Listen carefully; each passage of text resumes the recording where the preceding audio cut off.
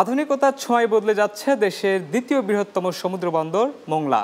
একসময় অবহেলার চিহ্ন বয়ে বেড়ানোর বন্দর এখন রাজস্ব আয়ে রেকর্ড করছে। বেড়েছে পণ্য হ্যান্ডলিং সহ বিদেশি জাহাজের সংখ্যাও। কিন্তু এই প্রবৃদ্ধি শুধুই কি পরিসংখ্যানে সীমাবদ্ধ? এসব প্রশ্নের উত্তর জানিয়েছেন সহকর্মী এম ফিরোজের প্রতিবেদনে।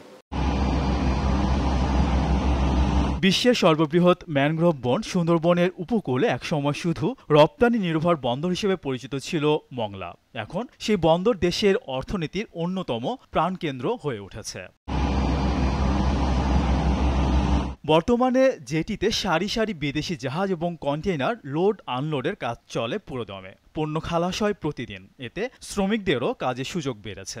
বন্দরের বর্তমানে যেভাবে কাজ চলতেছে আগের থেকে অনেক আধুনিক হয়েছে এবং আরো গতিশীল হয়েছে। গত ৫ অর্থ বছরে মংলা বন্দরের রাজস্ব আয়ও উল্লেখযোগ্য। ২০২০-২১ অর্থ বছরে আয় ছিল ৩৪৮ কোটি ২০ লাখ টাকা। ২০২১-২২ অর্থ বছরে আয় কমে দাঁড়ায় ৩১৭ কোটি ৭ লাখ টাকা। এরপর ২০২২-২৩ অর্থ বছরে আরও রাজস্ব কমে দাঁড়ায় ৩০২ কোটি ৪২ লাখ টাকায়।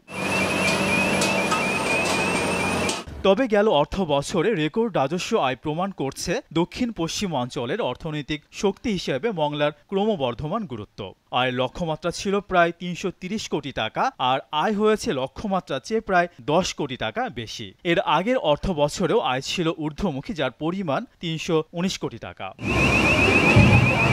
চলতি অর্থ বছরে রাজস্ব আয়ের লক্ষ্যমাত্রা নির্ধারণ করা হয়েছে ৩৪০ কোটি ২২ লাখ টাকা, আর বিদেশি জাহাজের আগমনে লক্ষ্যমাত্রা ৮২০টি ও পণ্য হ্যান্ডলিংয়ের লক্ষ্যমাত্রা প্রায় ৯১ লাখ মেট্রিক টন। বন্দর কর্তৃপক্ষের প্রত্যাশা এবছরও নির্ধারিত লক্ষ্যমাত্রা ছাড়িয়ে যাবে। জাহাজ আসলে পরে খুব স্বল্প সময়ের মধ্যে আমরা খালাস করে দিতে পারি।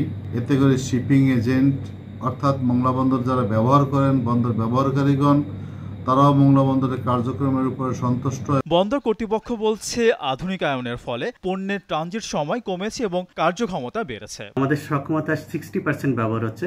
তো আমরা যদি পূর্ণাঙ্গ সক্ষমতা ব্যবহার করতে পারি তাহলে আমাদের কিন্তু ১৫,০০০ জাহাজ হ্যান্ডলিং এর সক্ষমতা রয়েছে মংলা বন্দরে। মংলা এখন শুধু দক্ষিণ পশ্চিমাঞ্চলের নয়, দেশের সার্বিক বাণিজ্যে গুরুত্বপূর্ণ অবদান রাখছে। ধারাবাহিক সাফল্য দেশের অর্থনীতিতে নতুন সম্ভাবনার প্রতীক হয়ে উঠছে। রহমান রণ, চ্যানেল 9।